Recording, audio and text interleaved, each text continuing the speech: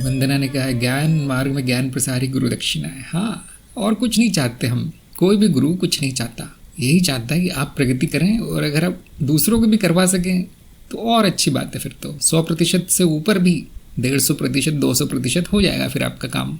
उसके बाद हर चीज़ माफ़ है आपको उसके बाद आप कुछ भी करते रहें इस जगत में, सब सपने का भाग मान के उसको जाने दिया जाता है, वो भी अनदेखा कर दिया जाता है।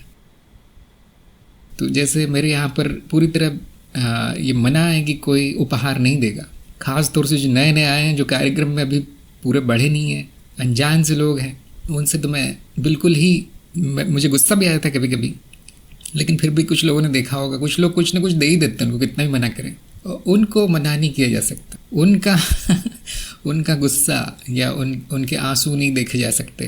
तो वहाँ पे वो सारे नियम तोड़ दिए जाते हैं इन लोगों के लिए। जो ज्ञान प्रसार कर रहे हैं उसके लिए कोई नियम नहीं है। मनदीप ने कहा है चराचर जड़ चैतन्य शब्दों के अर्थ जानना चाहता हूँ। चराचर का अर्थ है जो गतिशील है या जिसमें गति नहीं है, जैसे पत्थर है उसमें गति नहीं है, और जो जिसमें गति है जैसे जीव जंतु जानवर मनुष्य आदि। और जड़ चैतन्य का भी यही अर्थ है कि जिसमें सोच विचार की क्षमता, संवेदना दिखती है, इंद्रियां दिखती है, उसको चैतन्य कह दिया जाता है। और जड़ अर्थात मृत, मरा हुआ, जिसमें कुछ भी नहीं होता, न वो बढ़ता है, न घटता है, न पैदा होता है, न मरता है, वैसे जड़ पदार्थ जैसे हवा, पानी, मिट्टी आदि। तो अब ज्ञान मार्ग के हिसाब से इनमें क्या अंतर है, ये तो आम जनता के लिए अर्थ ऐसा है। ज्ञान मार्ग के हिसाब से जो अचर वस्तुएं हैं वो स्मृति की निचली परतों की रचनाएं हैं। वहाँ पर जटिलता इतनी नहीं आ पाई है कि उनमें कुछ संवेदना दिखाई पड़े या इंद्रियां दिखाई पड़े। इतनी जटिल नाद रचनाएं अभी तक बनी नहीं है उन जगहों पर। वो हो गए अचर या जड़ वस्तुएं, रचनाएं। और चैतन्य या अचर या चर रचनाएं जो हैं उनमें जटिलता इतनी बढ़ गई है कि उनके शरीर हैं, उनकी इंद्रियां हैं। जैसे ये कंप्यूटर या ये रोबोट, ये भी अब चर वस्तुओं में आ जाएगा क्योंकि चलती हुई हैं, उनमें जीवन है, उनमें प्राण है, भले इतना अधिक ना हो जितना मनुष्य में होता है आदि कुछ। तो ज्ञान मार्ग के हिसाब से बहुत आसान है। जो सरल नाद रचनाएं हैं वो जड़त्व लिए हैं, स्थायित्व लिए हैं, और जो जटिल नाद रचनाएं हैं वो जीवन लिए हैं, अस्थिरता लिए हुए हैं और बड़ी जटिल हैं। विकास क्रम में जैसे जैसे हम आगे बढ़ेंगे वैसे जड़ पदार्थ ही चैतन्य पदार्थ में बदलने लगता है। अब उसको पदार्थ भी नहीं कहेंगे हम, क्योंकि हमारे यहाँ पदार्थ तो स्मृति मात्र है, स्मृति ही पदार्थ है सबका, सभी वस्तुओं का पदार्थ स्मृति है, नाद है। सर्वज्ञ ने कहा मुझे जब भी कुछ मार्गदर्शन चाहिए होता है अपने को आपके सामने ही पाता हूँ और सभी उत्तर मेरे सामने होते हैं। बहुत अच्छा अनुभव है, बहुत अच्छी बात है। मिली ने कहा है भ्रम होना या काल्पनिक दुनिया में होना सूक्ष्म अवस्था से कैसे भिन्न होते हैं।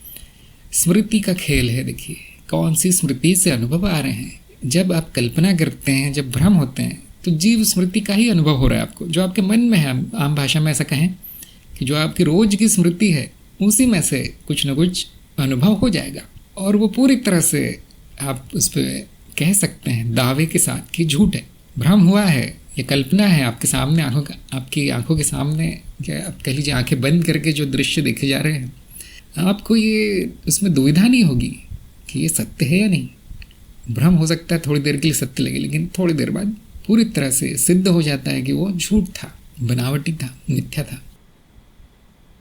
सूक्ष्म अवस्था में बहुत कठिन है जानना कि वो सत्य है भी या नहीं। वो उतना ही सत्य लगेगा जितना आपका जागृत अवस्था का अनुभव होता है। तो ऐसे कैसे संभव है आप कहेंगे, क्योंकि जागृत अवस्था भी सूक्ष्म अवस्था है। तो इस अवस्था में और भी मिथ्यापूर्ण अनुभव होना, छोटी सी स्मृति के, उनको हम भ्रम या कल्पना कहते हैं। जिसमें कि ये शंका न बचे कि वो पूरी तरह से मनगढ़ंत है, उसको भ्रम या कल्पना कह देते हैं। और जिन अनुभवों के बारे में बताया भी नहीं जा सके कि वो सच में है भी या नहीं, या वो झूठ है भी या नहीं, उनको हम विसत्य कहते हैं। अर्थात सच मान लेना पड़ता है, उसको मानना ही पड़ता है सच। तो सूक्ष्म अवस्था ऐसी अवस्था है जिसमें होने वाले अनुभव विसत्य प्रतीत होते हैं, सत्य मानना ही पड़ता है। और जिसको ज्ञान नहीं हो तो सच ही मान लेगा, जिनको ज्ञान नहीं हो तो जो रात का सपना होता है उसको भी सच मान लेते हैं, डर जाते हैं। सुबह उठने पर भी वो पूछते हैं कि इस सपने का क्या अर्थ था, मैंने ऐसा देख लिया, अब क्या होगा पता नहीं। तो ज्ञान से पता चलता है सत्य क्या है असत्य क्या है, अनुभव से नहीं। तो जिसको ज्ञान हुआ है वो जानेगा कि सभी अवस्थाएं असत्य हैं, सभी अवस्थाएं मिथ्या है। तो मिलिश्री को इसमें थोड़ा सा अब प्रयोग करना चाहिए, और प्रयोग तभी कर पाएंगे जब आप परीक्षा में पास होंगे। उसके पहले जो प्रयोग किए जाएंगे वो ऐसे ही होंगे, शौकिया प्रयोग, जिसमें सफलता असफलता कुछ भी हो सकती है। हाँ, बाद में भी सफलता असफलता कुछ भी हो सकती है, लेकिन कम से कम मार्गदर्शन तो रहेगा। जब तक प्रयोग नहीं करेंगे ये भिन्नता पता नहीं चलेगी। जैसे जिसने शक्कर खाई नहीं है वो नहीं बता पाएगा कि शक्कर कैसी होती है, मिठास का अर्थ नहीं बता पाएगा। उसी तरह से जिसने प्रयोग नहीं किया है, स्वयं का अनुभव नहीं लिया है सूक्ष्म अवस्था का, उसको बताना ही कठिन है क्या होता है। जैसे अंधे को दिया दिखाना कठिन है उसको बताना कि रोशनी क्या होती है। एक बार अनुभव होते ही आपको सारा पता चल जाता है, उसके बाद किसी को बताना भी नहीं पड़ता क्या है। तो मैंने देखा ये प्रश्न वही लोग पूछते हैं अधिकतर जिन्होंने कोई अनुभव लिया नहीं है। तो अनुभव लेने के बाद पूछना अच्छा रहता है। अनुभव लेने से पहले यही पूछना है कि इसका अनुभव कैसे होगा, क्या करने से होगा, क्या विधियाँ हैं। प्रशांत ने पूछा है, एक साधक के लिए ध्यान चित्त की योग्यता सबसे महत्वपूर्ण है, तो यहाँ जहाँ ध्यान केंद्रित है वहाँ पर साक्षी भाव कैसे लाएं, उसकी चिंता आप चरण 4 में कीजिए। जैसा कि मैंने कहा है कि चरण 4 में केवल साक्षी भाव ही सिखाया गया है, आजीवन साक्षी भाव ही सीखना है आपको। तो चरण 4 के जो वीडियो आएंगे उसमें सिखाया गया है कैसे साक्षी भाव लाए। और जैसा कि मैंने कहा है, कार्यक्रम में जिस चरण पर आप है उसी के बारे में प्रश्न पूछना अच्छा रहता है। आगे भागने की अनुमति नहीं है यहाँ पे। जब आपका चरण 3 पूरा हो जाए, जब आपकी परीक्षा हो जाए और जब आप वीडियो देख लें और कुछ महीनों तक प्रयोग कर लें, उसका साधना कर लें, उसके बाद ये सब पूछना ठीक रहेगा कि मेरा ध्यान यहाँ केंद्रित है, वहाँ साक्षी भाव कैसा है। वैसे प्रश्न ही नहीं आएगा आपका, क्योंकि अभी संपूर्ण अज्ञान है ध्यान और साक्षी भाव के बारे में, इसलिए आ रहा है। और अज्ञान क्यों है? क्योंकि आप अभी उस चरण तक पहुँचे नहीं है। विनोद ने पूछा है कि ज्ञान मार्ग में आने के बाद मुझे गुरु क्षेत्र गुरु कृपा के बारे में पता चला। मैं हृदय से भगवान ओशो भक्त हूँ, उन्होंने ही मुझ में ज्ञान की अलग जगाई, वह मेरे परम पिता है। क्या आप बता सकते हैं कि उनका आशीष मुझे प्राप्त हो रहा है?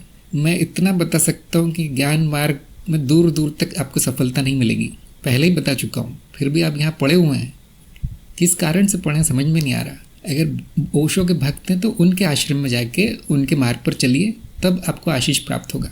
यहाँ बैठकर आप जो कचरा लिखते रहते हैं सभी ग्रुपों में, उससे किसी का आशीष नहीं प्राप्त हो रहा। बद्दुआ ज़रूर मिल रही है सब लोगों की। मैं तभी समझ गया था जब ये विनोद ने जो सिखा रहा है उसी को सिखाने का प्रयास किया और मजाक उड़ाया, अपमान किया। अब उसके बाद ये पूछ रहे हैं आशीष प्राप्त हो रहा है कि नहीं। मैं कह रहा हूँ जो श्राप मिला है उसका फल तो पहले भुगत लो, उसके बाद आशीष वाशीष की बात करना। यहाँ क्यों है इस आप सत्संग में, जब ये मार्ग ही आपका नहीं है, जब मैं गुरु ही नहीं हूँ आपका, यहाँ आते क्यों हो? तो अपना कल्याण कीजिए, थोड़ा सा बुद्धि जगाइए थोड़ी सी, उसके बाद कुछ होगा आपका अध्यात्म में। अभी कोई संभावना नहीं है, न व्यवहारिक बुद्धि है, न कुछ करने की बुद्धि है, न कार्यक्रम पता है कैसे करना है, न कौन से ग्रुप में जाके क्या लिखना है, किससे क्या बोलना है, बिल्कुल बुद्धि नहीं है। मंद बुद्धि हो तो पहले शुद्धि कर लीजिए, योग मार्ग में जाके शुद्धि कर लीजिए किसी अच्छे गुरु के पास जाके। जब चित्त शुद्ध हो जाए तो किसी गुरु का आशीष प्राप्त होगा। और इतने बड़े गुरु का नाम लिया है तो वो तो देखेंगे भी नहीं आपकी तरफ। तो इसे कहते हैं कड़वी गोली, शायद कल्याण हो जाएगा इसका। किसी भी साधक के लिए बहुत महत्वपूर्ण है कि वो अपना गुरु निर्धारित करे, वहीं पर बात करे और वो जो निर्देश वहाँ पे दिया गया है उसका पालन करे। जो ऐसा नहीं कर रहा है उसको ये सब सुनना पड़ेगा। देखिए कितने दिन आप झेल सकते हैं, किसी को सीमा होती है सबकी। निर्देशों का पालन करना आवश्यक है। किसी भी मार्ग में चले जाइए आप, ऐसे मन गढ़ंत काल्पनिक गुरु बना के और कुछ इधर उधर समय बर्बाद करना, बस खुद का भी लोगों का भी। क्या इसे साधना कहेंगे कोई, जिसके बारे में कह दिया गया है कि इस मार्ग में आपको सफलता नहीं मिलेगी, दूसरा मार्ग लो, वहीं पड़े रहना मूर्खता की निशानी है। वो ऐसे ही है कि आप अगर पुणे से गोवा जा रहे हैं और आप किसी रास्ते पे जा रहे हैं, लोगों से पूछते हैं गांव में कि ये रास्ता गोवा जाता है या नहीं, वो नहीं ये रास्ता तो आपको नागपुर ले जाएगा। नहीं फिर भी मैं इसी में जाऊंगा, इसी में मज़ा आ रहा है मुझे। ये मूर्खता है, तुरंत रास्ता बदल देना है। तो कभी कभी ऐसे लोगों को ज़बरदस्ती निकालना पड़ता है। जैसे वो ऊपर स्पाइक का संदेश था, अब 1-2 महीने मैंने आराम से झेला कि शायद प्रगति हो जाए, लेकिन वही एक भी निर्देश मतलब वो दिमाग में घुसता भी नहीं है, तो अब ऐसे लोगों को निकाल ही देना पड़ता है। कड़वी गोली यहाँ काम आती है, नहीं तो वो मेरा भी समय बर्बाद करते हैं, दूसरों का भी करते हैं, कुछ ना कुछ ऊल जुलूल लिखते रहते हैं। अजय ने कहा है कुछ दिनों से कार्यक्रम में लेख लिखने का विलम्ब कर रहा हूँ, अब से अनुशासित रूप से चलूँगा। हाँ, उसमें कोई समय सीमा नहीं है कार्यक्रम में।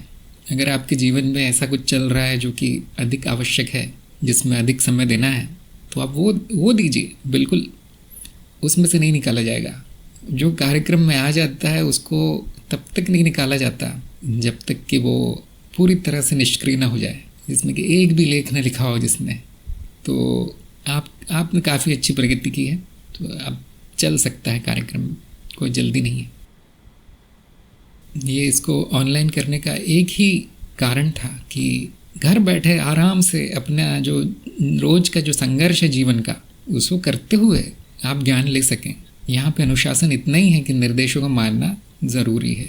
अगर वो भी नहीं हो सकता, निर्देश भी नहीं माने जा सकते, तो इसलिए वीडियो वगैरह बनाकर प्रकाशित कर रखें हर जगह, ताकि जो इतना भी नहीं कर सकते कम से कम उनको थोड़ा सा तो ज्ञान हो जाएगा। आनंद ने पूछा है कि ज्ञान मार्ग पर अच्छी तरह चलने के लिए साधक को कौन सी टाकेदारी रखनी चाहिए। टाकेदारी क्या होता है? समझ। कौन सी समझ रखनी चाहिए? पहली तो ये कि ये मार्ग मेरे लिए सही है, ये समझ में आ जाना चाहिए कि यही मार्ग मेरे लिए सही है। अगर अभी तक शंका है तो फिर अपना मूल्यांकन करके, आत्ममूल्यांकन करके देखना चाहिए, जिसके लिए ज्ञान सूत्र की एक श्रृंखला बनाई गई है, ताकि मार्ग आप निर्धारित कर सकें। और अंत में जो गुरु बोल देता है वो होता है। दूसरा कि यही गुरु मेरे गुरु हैं, ये समझ आनी चाहिए। तीसरा कि मैं घर परिवार समाज के जो जिम्मेदारियां हैं उनको छोड़ूंगा नहीं। इतनी समझदारी होनी चाहिए, इतनी समझ होनी चाहिए कि सब कुछ तहस नहस करके मार्ग पर चलना बुद्धिमानी नहीं है। इतनी समझ होनी चाहिए, और उसके बाद सफलता निश्चित है, उसके बाद विघ्न नहीं आएंगे। सही मार्ग, सही गुरु और सही आचरण। अब उसमें अशुद्धियाँ भी हो उस व्यक्ति में तो भी वो आगे बढ़ेगा, क्योंकि वो अशुद्धियाँ कम होती जाएंगी। तो जिसमें इतनी भी समझ नहीं होती, पता ही नहीं मार्ग कौन सा है, पता ही नहीं गुरु कौन सा है, और पता ही नहीं क्या करना है, बस छोड़ के गुफा में जाना है मुझे तो रहने, अगर इतनी समझ नहीं है किसी में तो किसी भी मार्ग में सफल नहीं होगा। ये इतनी बुद्धि होनी चाहिए व्यक्ति में, उसके बाद ही आध्यात्मिक प्रगति हो सकती। हिमांशु ने कहा मैं तब लेख लिखता हूँ जब चित्त शांत हो, जिस कारण मेरा कार्यक्रम भी धीमा चल रहा है। शायद इतना धीमा चल रहा है कि मैं आपका नाम भी भूल गया हूँ। क्यों? क्या कारण है चित्त शांत नहीं है?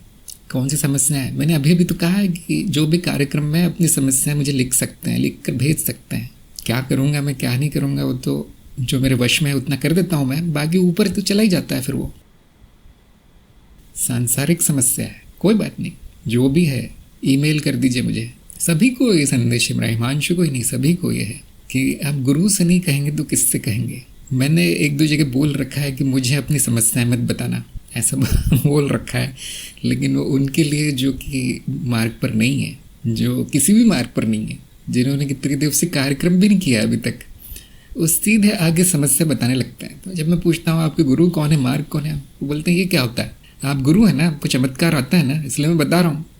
मैंने कहा ऐसा नहीं होता लेकिन हाँ बता दो, अब आए हो तो, क्योंकि इंसानियत के नाते ही सही हमें सुन लेनी पड़ती है उनकी। लेकिन फिर क्या कर सकते हैं, उनका कोई इलाज नहीं है उन समस्याओं का। कभी कभी तो साधक की समस्या भी सुलझाई नहीं जा सकती, कभी कभी तो हम उनको तंत्र मंत्र का सहारा लेना पड़ता है। अगर वो साधक में अगर संभावना दिख जाए तो हम तो बहुत दूर तक चले जाते हैं उसकी समस्या समाधान करने के लिए। लेकिन जो सीधे चले आते हैं कि आपका वीडियो सुना, हमें पता चला आप गुरु हैं, अब हमारा ठीक कर दीजिए जो भी चल रहा है, मैं कहता हूँ ऐसा मेरे पास मत आना, ये सब लेकर मत आना। लेकिन जो मार्ग पर चल रहे हैं, मार्ग पर चलने में कठिनाई आ रही है उनको, अब किसको बताएंगे आप? अब तो मुझे ही बताना पड़ेगा। बाकी लोगों को मना है, बाकी लोग मत बताइए मुझे, कुछ भी सुनता भी नहीं अच्छे से। जो सीख रहा है, जिसमें लगन है, जिसने मन से गुरु मान रखा है कि भले इनको कुछ आता नहीं है फिर भी ये मेरे गुरु हैं, तो उनकी बात सुनी जाएगी, तो उनके जीवन में थोड़ा प्रभाव पड़ेगा। शायद समस्या हल होने की संभावना बढ़ जाएगी। लेकिन फिर भी कोई चमत्कार तो होता नहीं है। कभी कभी सांसारिक समस्याएं बहुत छोटी मोटी होती हैं जिनका कि सांसारिक स्तर पर ही समाधान कर दिया जाता है। अगर वो किसी चित्तवृत्ति कारण है या क्योंकि वो साधक इतना नया है या छोटा है उम्र में कि उसको पता ही नहीं क्या करना है, तो फिर मार्गदर्शन दिया जाता है, सही मार्गदर्शन दिया जाता है।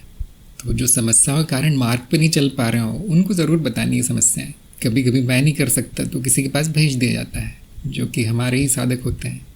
हाँ, बस मुझे दिखना चाहिए, उनमें लगन दिखनी चाहिए, उनमें रुचि दिखनी चाहिए मार्ग के प्रति, तो ही उसमें कुछ आगे होने की संभावना है, तो ही मैं कुछ करता हूँ। इतना तो पक्का है कि ज्ञान होने के बाद, कार्यक्रम समाप्त होने के बाद, कुछ वर्षों के बाद कोई समस्या नहीं रह जाती। कुछ भी होता रहे जीवन में वो समस्या के रूप में नहीं देखा जाएगा। फिर जब तक अज्ञान है तरह तरह की समस्याएं आती रहेंगी। ज्ञान होने के बाद तो संसार भी नहीं है, मिथ्या में आने वाली समस्याएं भी मिथ्या है, ऐसा जानकर मानसिक शांति आती है। समस्या तो नहीं समाधान होगी। अगर मैं किसी समस्या को मिथ्या कह दूं तो ठीक तो नहीं होगी, वो तो माया के नियमों से चलती रहेगी। लेकिन इतना हो जाता है कि उसका प्रभाव बहुत कम हो जाता है मन पर, शरीर पर। मैंने देखा है कि ज्ञान देना बहुत आसान है, लेकिन साधकों की समस्याएं ठीक करना बहुत कठिन है। यह शायद मेरे में इतनी योग्यता अभी तक आई नहीं है। तो मेरा अधिकतर समय जो है लोगों को मार्ग पर लाने में, उनको मार्ग पर चलाने में, साम दाम दंड भेद कुछ भी करके उनको आगे बढ़ाने में, उसी में बीतता है। ज्ञान देने में जो कि मुझे सबसे प्रिय काम है, लगता है सबसे अच्छा काम वही लगता है कि मैं बैठ कर किसी को सिखाता रहूं दिन भर, वो बहुत कम समय दे पाता हूँ मैं उसको। तो जैसे आप लोग सीख रहे हैं ज्ञान मार्ग में, वैसे मैं भी सीख रहा हूँ शिष्यों से कि किसको क्या समस्या आती है, क्या करने से जाती है। तो क्योंकि मुझे अभी जीवन के अनुभव कम हुए हैं, वो सबकी समस्या नहीं मैं सुलझा पाता, लेकिन कुछ लोगों को अच्छे अनुभव हुए हैं। तो ये एक मौके जैसा है, आप प्रयास कर सकते हैं कि शायद इनको बता के, शायद इनकी बात मान के, शायद सुधर जाए मेरी समस्या, ठीक हो जाए, मेरी सांसारिक अवस्था सुधर जाए, थोड़ी सी हो सकता है। ऋतु ने कहा आपके हाथ में जादू की छड़ी है। ये छड़ी तो ऊपर है हाथ मेरा दिखाई देता है आपको, लेकिन छड़ी ऊपर है। तो जैसे कि ऋतु का अनुभव है, संपूर्ण जीवन ही बदल गया है। मैंने तो कुछ खास किया नहीं, लेकिन कहते ना आप भी चांस ले सकते हैं। जो भी मार्ग पर चल रहे हैं और किसी न किसी तरह की समस्या में घिरे हैं और चल नहीं पा रहे, और उनके मन में एक ही सवाल है कि मैं आगे कैसे बढ़ूं, ये समस्या ख़त्म हो और मैं आगे बढ़ूं, यही उनकी दुविधा है, यही उनकी अड़चन है। तो फिर गुरु को बताना अच्छा होता है। शायद कुछ लोगों ने ध्यान दिया होगा कि मैं ये अक्सर नहीं बोलता कि मुझे बता दो, सत्संग में या जहाँ पर भी होता है मैं यही कहता हूँ गुरु को बता दो। इसके पीछे एक बड़ी बात है कि वो सामने वाला इस व्यक्ति को बता रहा है अपनी समस्या या गुरु को बता रहा है, उसके मन में क्या है, वो व्यक्ति की तरह देख रहा है इस जीव को, या केवल इतना जानता है कि यहाँ पर गुरु है, बस गुरु का अर्थ कुछ भी हो, गुरु तत्व यही मिलेगा। और उस भाव से अगर वो बताता है तो फ़ायदा होने की संभावना है। अगर वो साधक ये सोच रहा है कि एक व्यक्ति है, पता नहीं तांत्रिक होंगे, कुछ होंगे और इनको जादू वादू कुछ आता होगा, वहीं बैठे बैठे कुछ कर देंगे तो मेरी समस्या ठीक हो जाएगी। ज्ञान मार्ग वान मार्ग तो मेरे लिए नहीं है, फिर भी मैं पूछ ही लेता हूँ। तो मैं ये नहीं कहता कुछ नहीं होगा, हो सकता है कुछ हो जाए, लेकिन संभावना बहुत कम है। इसलिए जब भी मैं कहता हूँ ये बातें तो अहम शब्द बीच में नहीं लाता कि ताकि किसी को गलत फहमी ना हो जाएगी कि व्यक्ति चमत्कारी है। गुरु शब्द बीच में ले आता हूँ, गुरु ही मेरी ढाल है, गुरु को बता दो और वही करेंगे। नरेंद्र ने कहा है सप्ताह में एक बार रिपोर्ट भेजनी होती है। जैसे आपको संदेश भेजते हैं तुरंत ध्यान और चेतना का नेटवर्क ऐसे आता है जैसे मोबाइल नेटवर्क के सारे डंडे ऐसा 3 से 4 दिन तक चलता है, उसके बाद कुछ कम हो जाता है। बहुत अच्छी उपमा दी है आपने कि जब आप गुरु से संपर्क करते हैं, ध्यान दीजिए गुरु शब्द बोला है, मुझसे नहीं, मुझसे संपर्क करके कुछ होगा नहीं। देखिए जब भी गुरु से संपर्क करते हैं तो चेतना अपने आप बढ़ जाती है, एक शांति से मिलती है, एक अर्थपूर्ण लगता है जीवन की। मैंने कुछ किया अपने जीवन में, अच्छा किया है, भले रिपोर्ट भेजी हो, लेकिन मैंने कुछ आध्यात्मिक कर दिया आज, उसका बहुत फ़ायदा होता है। तो बहुत सी चीज़ें जो है आपको ज्ञान देने के लिए नहीं करवाई जा रही, आपको अध्यात्म में व्यस्त रखने के लिए करवाई जा रही। थोड़ा तो संसार छूटेगा, थोड़ा तो अध्यात्म में चित्त लीन हो जाएगा। जैसे कुछ लोग लेख लिख रहे हैं, कुछ लोग वीडियो बना रहे हैं, कुछ लोग दूसरे तरह की सेवा कर रहे हैं, तो वो उनसे तो उनको अब ज्ञान होगा नहीं, ज्ञान तो पहले हो चुका है। तो फिर क्यों बताया जाता है? क्योंकि ये उपाय है आपके सिग्नल बढ़ाने का। ये आपको एक शुरू में सहारा दिया जा रहा है जब तक आप स्वतंत्र ना हो जाओ। इस बात को कोई भी अंधविश्वास की तरह ना ले कि अब ये इन्होंने कह दिया तो होकर रहेगा। नहीं, मैं आपको बताता रहता हूँ अक्सर बीच बीच में कि ये निश्चित नहीं है। गुरु क्षेत्र क्या करेंगे क्या नहीं करेंगे वो पूरी तरह लॉटरी की तरह है, कभी लग जाती कभी नहीं लगती, लेकिन प्रयास करना हमारा काम है। ज्ञान देना 50% काम है और ज्ञान मार्गी को संभालना 50%, और जो दूसरा 50% है पूरी तरह अव्यवस्थित चल रहा है। आप देखिए ज्ञान देने वाला जो भाग है वो कितना व्यवस्थित कर दिया गया है, लेकिन साधकों को संभालने वाला जो भाग है वो ऐसे ही चल रहा है अस्त व्यस्त।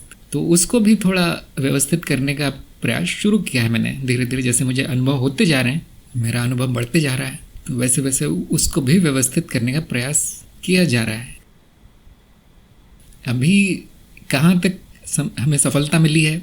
मानसिक और आध्यात्मिक परभौतिक इस तरह के मामलों को सुलझाने में काफ़ी अच्छी सफलता मिली है। जैसे ही वो शारीरिक, आर्थिक और सामाजिक बात आ जाती है, जो कि स्थूलता में चला गया अब मामला, तो हमारे पहुंच से दूर होने लगता है, लेकिन धीरे धीरे वो भी व्यवस्थित कर दिया जाएगा, ऐसा मुझे उम्मीद है।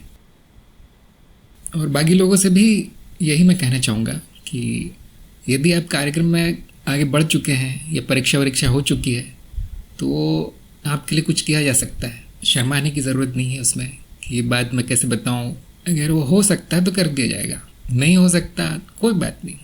वैसे भी कोई पैसे वैसे लगते नहीं इसमें, ना इसमें कोई खतरा है। अनीता ने कहा है मुझे भी पारिवारिक समस्या थी, पर ज्ञान लेने के बाद एक भी नहीं बची। हाँ, अधिकतर लोगों का ऐसा ही अनुभव है। या तो वो सच में ही सुलझ जाती है सारी समस्याएं, या उनका होना ना होना बराबर हो जाता है। थोड़ी सी शांति, संतुष्टि और बहुत सारा प्रेम आपके मन में आ जाता है, तो अपने आप चीज़ें शांत होने लगती है। क्योंकि आपने एक चीज़ ध्यान दी होगी कि हमारी जो समस्याएं हैं उसका मूल कारण मैं स्वयं हूँ। मतलब मेरी अगर कोई समस्या है तो उसका अधिकतर समय वो कारण मैं स्वयं ही होता हूँ। तो छोटा मोटा तो यूँ ही समाप्त हो जाता है। हाँ, कुछ बड़ा रह जाए तो उसके लिए प्रयास किया जा सकता है, लेकिन फिर सबको इतनी उम्मीद भी नहीं लगानी चाहिए। कभी होगा कभी नहीं होगा, ऐसा है मेरा अभी तक का मेरा अनुभव ऐसा है। और जो भी इसमें रुचि रखते हैं, लोगों की समस्या सुलझाने में या सेवा करना चाहते हैं, ज्ञान सेवा नहीं, इस मामले में सेवा करना चाहते हैं, समस्याओं को जिसे हम कहते हैं विघ्न दूर करने की जो कार्य है, या जिनको इस तरह की योग्यताएं हैं रोग को ठीक करने की आदि आदि, वो हमारे ग्रुप में आ जाएं। ध्यान दीजिए, ग्रुप सीखने के लिए नहीं है। सीख तो आप कहीं भी सकते हैं। ये ग्रुप कार्यरत है, मतलब कार्य करने वाला ग्रुप है, सीखने वाला नहीं है। तो जिनमें भी विलक्षण योग्यताएं हैं वो सभी ग्रुप में आमंत्रित हैं। ममता ने कहा है कि आप ही कृपा से प्राप्त ज्ञान से पारिवारिक समस्या समाप्त तो नहीं हुई, परंतु आपको प्रभाव नहीं पड़ता। बहुत अच्छी बात है। ये एक आदर्श समाधान है कि आपको जगत में कुछ न करना पड़े, लोगों को न बदलना पड़े, और फिर भी वो समस्या न रहे। इससे अच्छा कुछ नहीं हो सकता। तो कभी कभी दिखाने का प्रयास किया जाता है कि आपकी समस्या नहीं है, या तो कर्मफल है, या तो वहाँ पर भी कुछ सीख लेना है, तो फिर चली जाती है अपने आप। अगर आप उस स्थिति से कुछ सीख लेते हैं और थोड़े से और गुणवान हो जाते हैं, समझदार हो जाते हैं, तो उससे काम हो जाता है, वो फिर चली जाती है समस्या। जीवन ही एक तरह की शिक्षा है, तो समस्या नहीं है, वो बस सीखने का मौका है, ज्ञान का अवसर मिल रहा है आपको वहाँ पर। तो कभी कभी ये भी दिखाया जाता है, अगर मैं वो अवसर समाप्त कर दूँ तो फिर आप सीख नहीं पाएंगे कभी। पाड़वेकर ने कहा है कि बिना समस्या का परिवार शायद नहीं होता, दोनों साथ साथ रखते हैं। हाँ, जो परिवार में है बहुत बड़ी चुनौती है उनके लिए, क्योंकि हमारे यहाँ परिवार को अध्यात्म का उल्टा समझा जाता है, जो कि सच बात नहीं है। फिर वो लोग सोचते हैं हमारे परिवार में सभी आध्यात्मिक होते तो कितना अच्छा होता, लेकिन फिर आपको उस कर्म बंधन से छुट्टी नहीं मिलती कभी। अगर अगर परिवार के अनुभव आपको कड़वे लग रहे हैं तो एक बात निश्चित है, अगले जन्म में परिवार नहीं होगा आपका।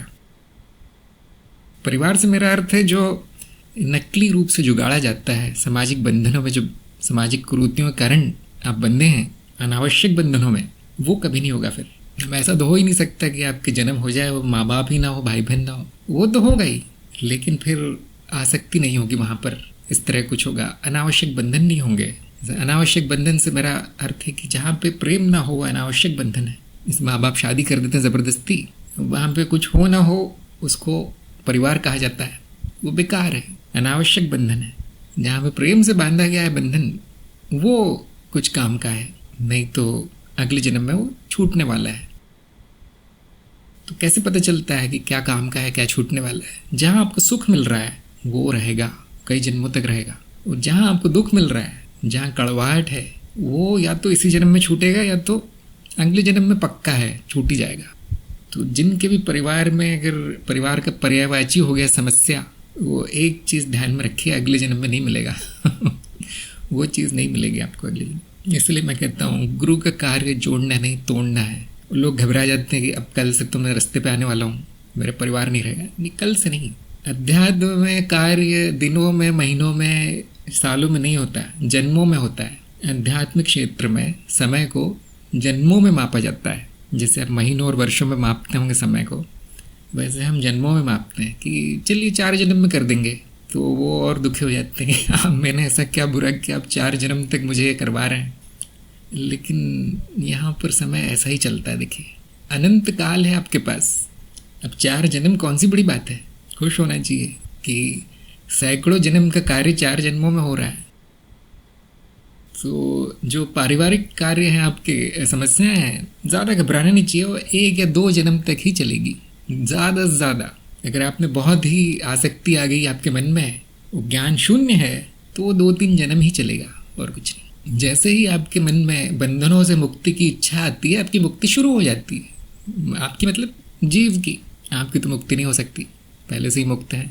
जीव की प्रगति शुरू हो जाती है। जैसे ही वो बंधनों को देख लेता है कि यहाँ बंधन है, अब उसके कारण शरीर में हलचल होने लगती है, वहाँ पे कार्यक्रम बदलने लगता है, उसका संस्कार बदलने लगते हैं, और ठीक वही होता है। यही नियम है। और जिसको अज्ञान इतना है कि उसको अपना बंधन भी नहीं दिखाई देता। हाँ, नौकरी ही मेरे लिए सब कुछ है, पैसा ही सब कुछ है, हाँ मेरा पति ही सब कुछ है मेरे लिए, 7 जन्म तक वही मिलना चाहिए। अब यहाँ पे अंधकार इतना है कि बहुत धीमी प्रगति होगी। तो जीव की दिशा वो होती है जो उसे सुख और मुक्ति की ओर ले जाए। और उसके लिए ये जानना ज़रूरी है कि मेरा दुख कहाँ पर है, मेरा बंधन कहाँ पर है। कई लोग जान नहीं पाते इतना उसमें डूबे हैं। गोरखनाथ ने कहा सुख केवल ज्ञान मार्ग में मिल रहा है, तो आपको हर जन्म में ज्ञान मार्ग मिलेगा। फिर आनंद ने कहा मैं ज्ञान मार्ग में आगे बढ़ सकूँ, ऐसी कृपा हो, ज़रूर होगी। लगन से करते जाइए, निर्देशों पालन करते जाइए, भले ही धीरे ही सही, भले ही तेज सही, जैसे भी हो आगे ज़रूर बढ़ेंगे। बहुत से लोगों में भावना आ जाती है कि वो तो आगे बढ़ गया है, मैं तो इतना आगे नहीं बढ़ पाया। प्रतियोगिता की भावना आ जाती है। जिसकी जितनी झोली होती है वो उतनी भर दी जाती है। आपकी झोली छोटी होगी इसलिए कम भरा है। तो अब क्या करना है, अब दूसरे लोगों को नहीं देखना है कि दूसरे कहाँ चले गए, अपना समर्पण बढ़ा लेना है, अपनी ग्रहणशीलता बढ़ा लेनी है कि मुझे और चाहिए, बाकी लोगों को नहीं देखना हमें। कुणाल ने कहा परिवार वही मिले या ना मिले, गुरु समय पर मिल जाए सबसे बड़ी कृपा होगी। हाँ, सबसे महत्वपूर्ण वही है। मैंने देखा है जो मार्ग पर है उसको फिर कोई परिवार मिले ना मिले सब बराबर है। और अगर वही मिल जाए तो भी कोई बुरी बात नहीं, खुश है वो। कुछ और मिल जाए जो अनुकूल ना हो तो भी उसके पार चला ही जाता है। वो ऐसे ही है जैसे बिना नाव के नदी पार करना अब बड़ा कठिन है, लेकिन नाव हो तो फिर नदी कैसे भी हो पार हो जाती है। तो गुरु आपकी नौका है, पहले वो मिलना चाहिए। हमारे यहाँ उल्टा हो रहा है आजकल इस युग में। पहले सब कुछ जुगाड़ लिया जाता है, बाद में उनकी आँख खुलती है, गुरु भी होना चाहिए, मेरा प्रगति भी होनी चाहिए। ठीक है, कोई बात नहीं। लेकिन प्राचीन काल में आप जानते पहले गुरु लाके खड़ा कर दिया जाता था। पहले गुरु के पास शिष्य को लाके खड़ा कर दिया जाता था, छोटी सी उम्र में ही। अब वो उसे क्या फ़ायदे क्या नुकसान है वो तो आप ही जाने, लेकिन ये हमारी परंपरा थी ऐसे। अब गुरु का नंबर सबसे लास्ट में आता है, कभी कभी तो आता ही नहीं है। ऋतु ने कहा सत्य से थोड़ी थोड़ी समझ होने लगी। बहुत अच्छा। भले ही कोई चमत्कार ना हो, भले ही कोई बड़ी घटना ना हो, आप देखेंगे क्योंकि आपकी बुद्धि बढ़ रही है, आपकी समझ बढ़ रही है, ज्ञान बढ़ रहा है, तो अपने आप सुलझने लगता है सब कुछ। ममता ने कहा है कि हर जन्म में आप ही गुरु हो, तो इस जन्म में प्रगति नहीं हो, अगले जन्म में हो जाए। अगर इस जन्म में ज्ञान बीज पड़ गया है तो वो अपने आप ही हो जाएगा। कौन इसको कितना महत्व देता है उस पर निर्भर है। कुछ लोग होते हैं, हाँ अच्छा ये ज्ञान है, हाँ ठीक है, उसके बाद अपने जीवन में व्यस्त हो जाते हैं, वो भूल जाते हैं, मतलब उसका अधिक महत्व नहीं है उनके लिए, ज्ञान का, ज्ञान मार्ग का, आध्यात्मिक मार्ग का। तो वो बीज तो पड़ा है, लेकिन वो पड़ा ही है, उसको फिर खाद नहीं मिल रही, उसको पानी नहीं मिल रहा। जो अधिक महत्व देता है, जो रात दिन इसी में लीन है और कुछ है बचा ही नहीं उसके जीवन में, तो उसकी प्रगति तय है। कई जन्मों तक उसकी प्रगति होती रहेगी, गुरु मिलता ही रहेगा। महेंद्र ने कहा है, मुझे बचपन से इतना कष्ट मिला है कि अब संसार से कोई मोह नहीं बचा, आपकी कृपा से मुक्ति मिली है। हाँ, अब कष्ट का जो अच्छा रूप है वो भी दिख रहा होगा। कष्ट हमें मिलता है हमारे कर्मों की वजह से, ये बात तो सभी को पता होगी। दुख हमारी कर्मों का फल है, लेकिन वो भी ना मिलता तो आपकी प्रगति नहीं होती, आप वहीं रह जाते फिर। तो अंत में कृपा ही होती है, दुख का मिलना भी कृपा ही होती है। कुछ लोगों की शिकायत होती है, मेरे साथ भी ऐसा क्यों हो रहा है, बाकी सब लोग तो खुश हैं, चैन की नींद सो रहे हैं, ऐशो आराम में है, और मैं इतना ईमानदार हूँ, सच्चा हूँ, अध्यात्म में हूँ, मुझे वो सब क्यों नहीं मिल रहा। तो मोह तो बचा हुआ है, फिर अभी मोह माया में ही तो हो अभी भी। इसी से निकलने का रास्ता दिखाया जा रहा है कि उसके बिना भी जीवन संभव है, ऐसा दिखाया जा रहा है। देख लो, सीख लो, निकल जाओ, उसके बाद जो आवश्यक है वही मिलेगा। अभी अनावश्यक के लिए मोह हो गया है, इसलिए ये वो व्यक्ति रोता रहता है। जिसने सीख लिया कि हाँ जो नहीं मिल रहा है मुझे, उसके बिना भी संभव है रहना, तो मतलब अब विरक्ति हो गई है। अब हो तो भी ठीक है, नहीं हो तो भी ठीक है, इस तरह से चल रहा है, तो अब कुछ सीखने का बचा नहीं है। तो जो अच्छी स्थिति है उनका आनंद उठाना चाहिए, और जो अच्छी नहीं है स्थिति उससे सीख के आगे बढ़ जाना चाहिए। और यहाँ पर सत्संग समाप्त करते हैं, 12 बज गए। सभी का सत्संग में आने के लिए बहुत बहुत धन्यवाद। हम मिलेंगे अगली बार। नमस्कार।